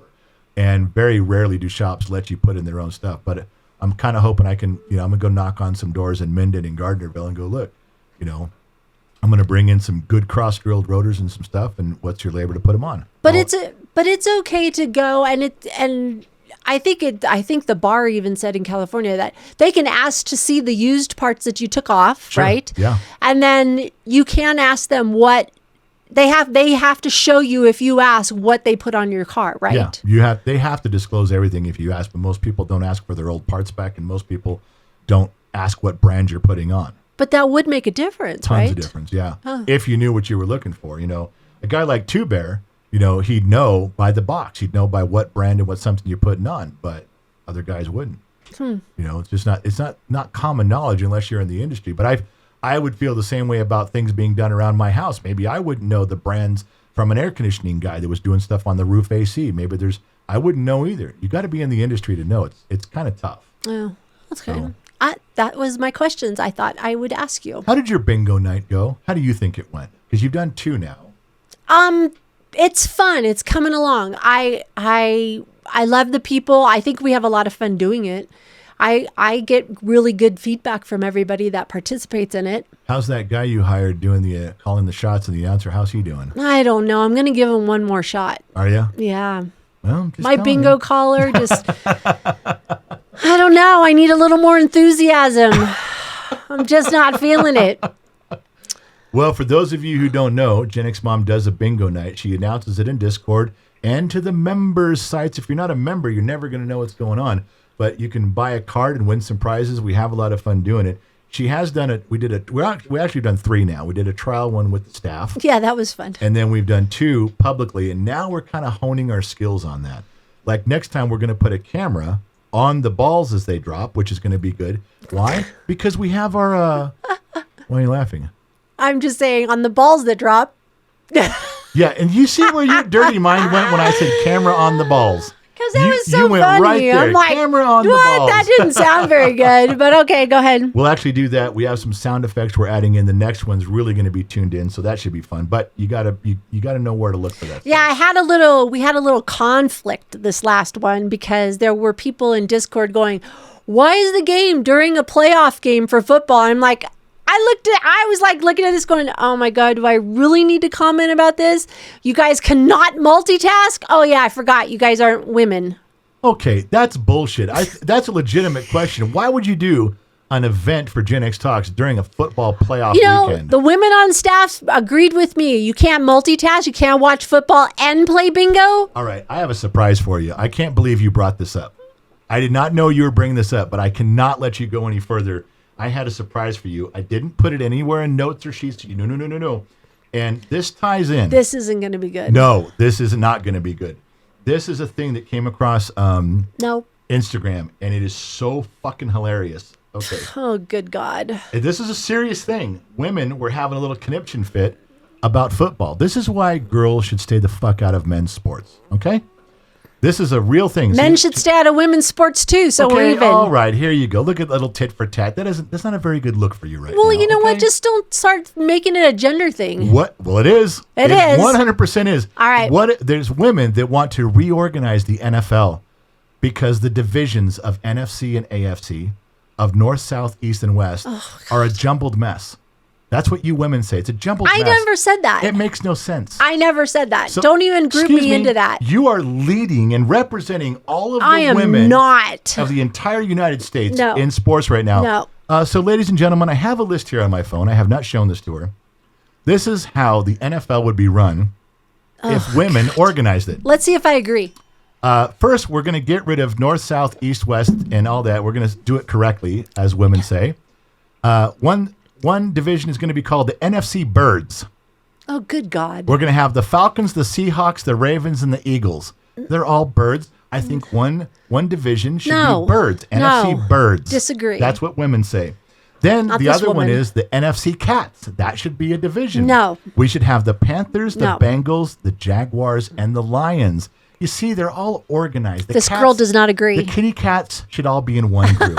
Along with the birdies, No. the birdies should be in a group. No. And then we have, the women say we should have the NFC horses, which Oh, should be the Colts, the Broncos, the Chargers, and the Cowboys. All So horse we have related. the cats, the birds, the horses. Right, because women need to get this, like, they look at the NFL and go, you men have fucked this all up. You have no idea how to organize anything. Let's make this like a women's I kitchen. totally disagree. And we'll make it all sense. All right. Then you have the NFC leaders, which is the Commanders, the Chiefs, the Patriots, and the Saints.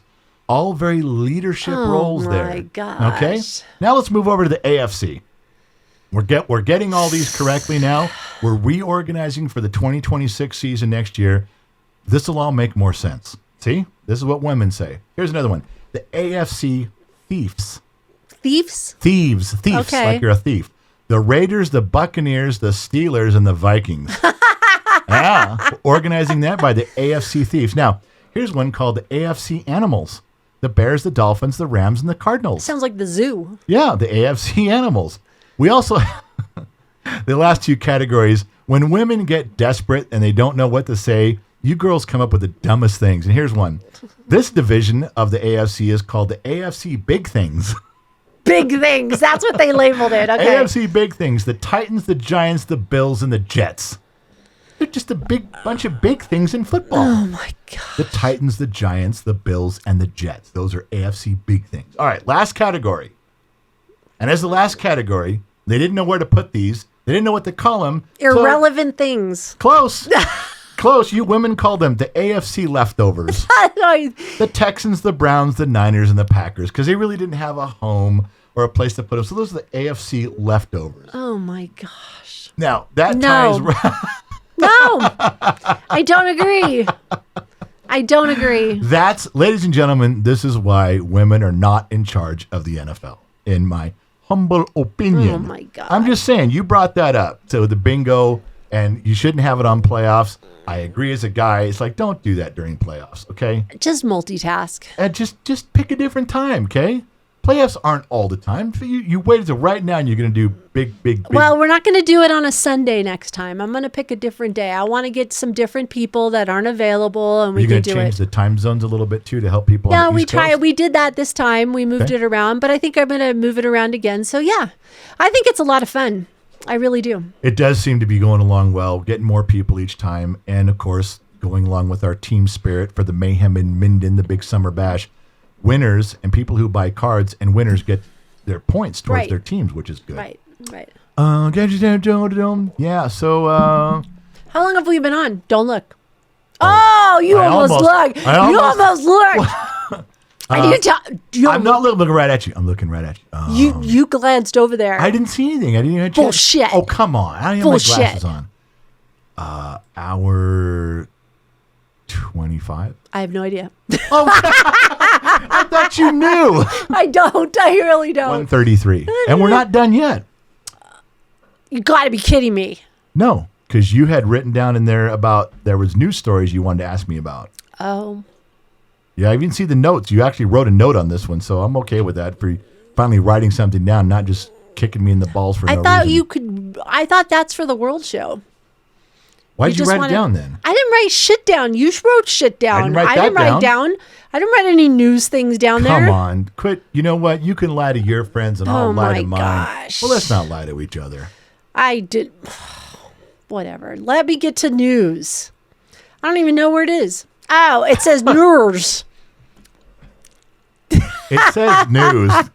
Did you want to ask or not? All Because you're right. kind of being a dick about this right now. All right. Well, college basketball players took money to throw games. True or false? It appears it's true. And this is one thing I don't like. If we're finding out referees take money and now players are taking money, it's almost like when you're watching games, even the NFL, you're watching games going, oh, did he miss that on purpose? Did he miss that tackle? Everybody's starting to question that. All of They're a sudden, they're calling all these sports like the WWE. I just don't, I'm upset because it takes, I'm not as enthusiastically watching any sports, even college now. That article you're talking about was college players. And if That's college sad. players are taking it and pros, it's like, well, then is it really a competition? Is your team really trying as hard as they can? It's really distancing me from sports altogether. I got to tell you, I don't care for it anymore. If it's all predetermined by money and who's going to lose, then I don't think I want to watch. But that's why I didn't like WWE. I didn't like wrestling because it was, everybody knew it was fake. You can get hurt doing it, but the outcomes were predetermined. We didn't know, but my brother loves it. I just didn't care for it. And I'm starting to not care about sports when I'm realizing people are throwing games. I don't get on the edge of my seat anymore with anticipation because apparently it's already been worked out ahead of time. That's how I feel. But what do I? I'm starting to feel that way too. Yeah. It's just like when football ends up to be flag football. I'm out. Yeah. NFL's getting really close to that, and I'm agree. like, that's not cool. That was an argument someone asked with me the other day. They asked me about who I thought, if I thought there was a better quarterback than Tom Brady because Tom Brady holds all the records. And I said, yeah, Joe Montana. By a lot. Why? Because he played in an era where he had, 4 or 5 Super Bowl rings, and he got hit. That motherfucker got pummeled. He got broken. He got hit. You can't touch Tom Brady. If Joe Montana played in an era where you couldn't get touched, he'd have gone 4 more seasons and had at least 1 or 2 more Super Bowls. Oh, that's true. It's a whole different thing for me, and that was my explanation. Yeah. All right. So true or false? 80 or older out of Congress. Oh yeah, there's like five people in Congress. I don't care what political aisle they're on. They're over 80, and they're running again. What? They're running again. It's like, no, you got to not do that. I don't care who you are or what. Where side of the didn't we fence have you're this on. whole thing about cognitive decline? I know. It's just like if you've been there 30 years in Congress, I don't care what side you're on. You're part of the fucking problem. That's not supposed to be a career. And if you're over 80, leave. I don't care if you're a Democrat or Republican. You got to go. That's just ridiculous, in my opinion. I'm just saying. Okay. So Trump won in 2024 that we know. Yeah. House lost some seats. True. Yeah, he did. Midterms go against who's in power, right? Yeah, normally whoever's in power loses in the midterms. You've been saying Republicans will lose seats, making Probably. things tough. Yeah. Run on economy, not Trump. Well, that's the thing is What that do you think? midterms, they're going to run on Trump, and it didn't work in 2024. He won the presidency, decisively, and everyone's like, well, I'm with Trump, I'm with Trump, I'm with Trump. They didn't vote for senators and Congress people on just Trump. They lost House seats. They're a smaller margin. Okay. So don't run on Trump this year. Don't say, I'm with Trump. Run on your own stuff. You got a better chance at running on the economy. And part 2 of that is if interest rates drop quickly by April and the housing market and everything starts to flourish through the summer, there is a chance that Republicans can actually hold their ground or win. It's not likely because that's not how things go. It's not how we, as Americans, it's not how we vote. Obama lost to the Republicans badly in his first midterms. Huge loss. So did Clinton. So did Bush. Everybody does. And so did Trump in his last term. So it's likely that Democrats will win this time around. But if the economy's rolling, if the economy's going and prices are down and building is going on and there's some things, there's a good chance. But everyone's gonna have to run individually. Don't try to run on Trump's coattails. It didn't work before. It's not going to work now. Win your race based on your economy and what you have either done or what you're going to do. That's it. And I'm still not, if the Republicans lose ground in the midterms, people will come to me and say, ha ha, I told you so. Trump's failing. The Republican Party's fracturing. I'm literally going to shrug my shoulders and go, well, kind of expected that. Let's move on. It's history. Yeah. It's not a death spiral. What will be odd what would really send a signal that things are shook up in Washington is if the Republicans hold on or gain seats. That would be going against the norm for a midterm election. So that's why Well, I do it. anything's possible. Yep. We just don't know. Okay, so I have a little long explanation, so I wrote it down so I wouldn't forget. The sister of Robert Pearson, who was killed in a Washington state highway crash. Oh, Do you know who yeah. that is? Yeah. Says her family has been unable to find legal representation to pursue accountability against the state entity Yeah. that issued a commercial driver's license to the undocumented immigrant truck Yeah. driver An who illegal- allegedly yeah. struck and killed her brother. Right. So how do you feel about that? Well, illegal guy gets a fake license, shouldn't have had it, kills somebody, and they want to go after the state for giving him a license. They want to go after the trucking company, and they want to Right. go after the illegal guy. Right. They All of the cannot above. find a lawyer No. to go after them. Like, no, we're not How do doing you that. feel about that? That's fucking bullshit. That's complete, utter fucking toasted Sad. bullshit. It's really sad. You're going to tell me that no matter what the circumstances are, there's someone doesn't need some representation, that things don't need to be fleshed out and see what happened here? Is that what you're telling me? No, because it's in a Democrat state and Democrat jury with Democrat judges, and we just don't feel like we want to go up against the states. Really not their fault. And you're just picking on immigrants. You just want to hire an attorney Oh to my pick gosh. on immigrants, and you want to pick on a state that's friendly to immigrants. No, how about we just want to see where this goes and what treat happened it to fair? Law and Order? Yeah, not there. I'm so angry about that bullshit. Whatever. Fuck them. Okay. Well, So mad. It's just terrible. You can't find someone to help you decipher where you're at. It doesn't. It may be a jury would side with the state or the illegal trucker, but can't we find out? It's not fair that you don't get to ask. That's what my opinion is. okay. Get all my blood. All right, we're done with the news. Wow. Yeah, we're done. I got your blood pressure Yeah, I'm rising. angry right Let's now. save it for the World Show. All You right. can dump everything later, Thank okay? you. Thank you. I'm gonna do that tonight. All right, World good. Show. World Show. You Yeah. haven't done one in 2 weeks. 3 weeks. 3 weeks ago was the last one. it's I did. been a while. I missed 2. Yeah, holidays and I think St. Donna. That was one of her favorite shows, and I got. Yeah, she's really mad at you. She is. I know. I'm She's sorry. probably not talking to you. Gotta send her flowers. I'm sorry. So we did Pigskin Pick'em. Our Pigskin Pick'em winner is Jason Bertrand. He won. All of a sudden, I don't care. Why? He worked really hard at that and worked all season, Jason Bertrand, to win that top spot and get a trophy from Gen X Talks in your yearly annual Pigskin Pick'em contest. That is correct. And he also gets to donate points to his favorite Gen X Talks team. Yes, and Well, he picked you, so of course he did. I don't care. You Yes. give a shit about that guy anymore. Yes, Queen's Court is pulling away. But then Michael Dawson had emailed me, and then I saw it, and we decided to extend the season. Oh, They had yeah. like a road to the Super Bowl bracket. Yeah. I think I talked about this before. You did. But did you do it? I did. And I've lost one game wow, out of all the brackets so far.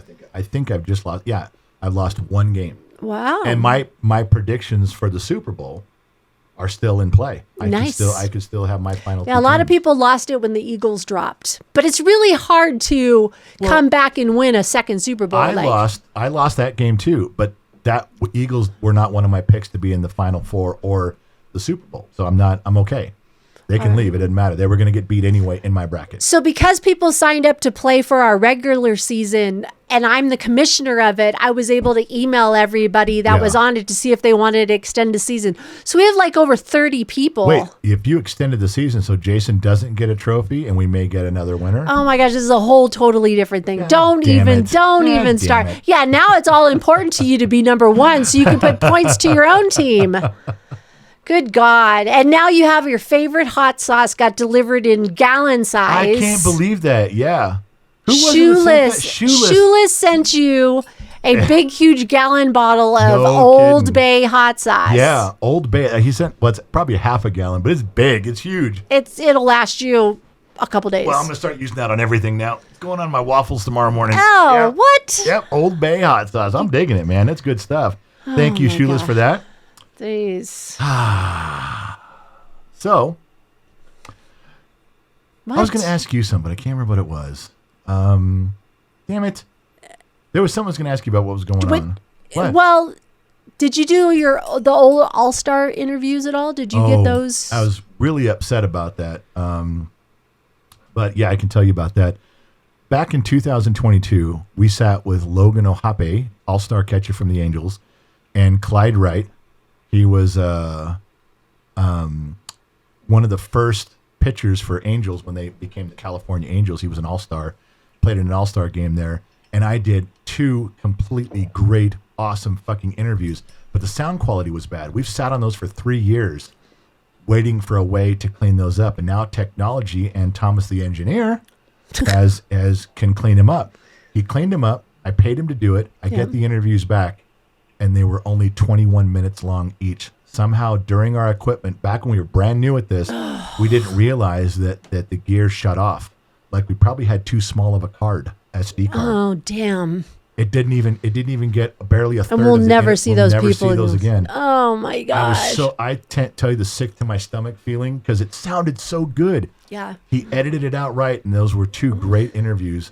I'm gonna have to cobble them together. I'm gonna have to cobble them together and just go, hey, here's partial interviews of 2 really cool guys, and sorry, this is all you get. But there is some interesting 20 minutes of each of them, but it just not even close to what it could have Bummer. been. Yeah. Okay, before we go, Yeah. can I ask you a question? Yes. Why are you now taking your clothes off in some sort of like weird pile now? It's okay. Like, listen, it's not. it's your old your old I know. dirty. Hold on. I have a. Listen, I have a good reason for this. Firemen. What does firemen have to do with anything? Okay, so let's say there was a fire in our house and we had to get up and run outside, and I wanted to put my pants on and my boots on. I don't want to run around the house looking for them. And most of my pants fit a little snug on me. But if you've worn pants during the day, they're loose. They're dirty. You know, technically they're not clean. Like I wouldn't put them in the pile if they were muddy. But if they're just worn for the day, I take them What off. is this logic? Well, just listen. I'm telling you, I got a reason for Okay. this. I take my pants off in a straight line, straight down, and I step out of them so that I can jump back into them and just pull them straight up. And if they're brand new pants, like fresh out of the washer dryer, I might struggle with a little tight, and they're Levi's. I got to find my belt to get my stuff. But if I leave it all connected, my belt's in place, everything's ready, I can literally jump right into them like a fireman and pull on that gear, snap it together, grab a shirt. My boots are right there. No socks, just jump in. I'm ready to go. I can protect you. I can defend the house. I can rescue all of us. I'm good to go. By the time you get your jeans and your belt and your boots on, I'll be out of the house. Okay, well, maybe someone else needs safety. Oh my God. Like the dogs, or, you know, our pictures. Good God. Okay, I'm not touching this Or one. the new Mac Studio needs to be rescued. So, I'm not touching this one. That's why I left them. You think you walk around thinking I do stuff like willy nilly, like I got no brain cells left. And Sometimes I wonder. but then you find out that my logic runs deep, very deep. Does it? Think about these things. Does it? Yeah. Who else would take the time to think about self-preservation to such a degree you'd have your clothes ready to go? Oh my God. You know who? This guy. 2 thumbs. This Okay. guy right here. Okay. I'm not even going to touch this anymore. I I'm had a sorry I car- even brought it up. I had a car story ready, but you did a lot of car stuff. So I'm going to save that car story for next I thought week. what I had was very good. It was very good. It was very insightful. I really wish you'd let me hear some of those questions beforehand, Nope. though. You know, write them down. There's lots of things we go live and you drop on me, so it's no. Well, yeah. When but- we do trivia, you're like, "Hey, let's get Gen X Mom's opinion." I'm like, "What? Why are you asking because me?" it's 80s trivia. You should like be dialed in. Oh, okay. Yeah, and it's all right. Sometimes you're not dialed. All right. I understand. All right, now look at me. Now, how long have we been on? Hour 43. Hour 48. This is the longest podcast we've ever done. It's long. It is long. I'm starting to get a little antsy. Yeah, I can tell you're starting to hurt a little bit in that chair. Well, then say goodnight to everyone, Gracie. Good night, Gracie. Thank you guys for listening in. Another podcast is out of the way, 11:49 a.m. Los Angeles time. Broadcasting from the Loop Studios and on KGXTradio.com. We're going to say goodbye, but only for a little while. We'll be back tonight with the World Show. So wherever you're listening in from, AM, FM, Sirius XM, or perhaps you're chiming in on the Armed Service Radio Network. Remember 2 things in life. Number 1, wherever you go, there you are. And number 2, I'll catch you guys on the flip side. I'm out, baby. I got to go. Bye-bye. 9, 8, 10. Life is a wild, where you run, don't tell me where, here you go.